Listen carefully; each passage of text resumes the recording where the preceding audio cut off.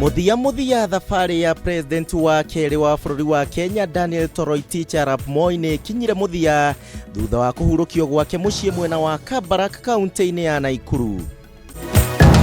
But of all, I miss just sitting with him in silence, watching National Geographic or the news. Family ya Daniel Moi gũtũgĩria president ũyũ wa tene ta gĩtugĩ gĩa bũrũri harĩ ũtongoria, oro ũndũ ũmwe na kũnyitĩrĩra family yake na njĩra nene.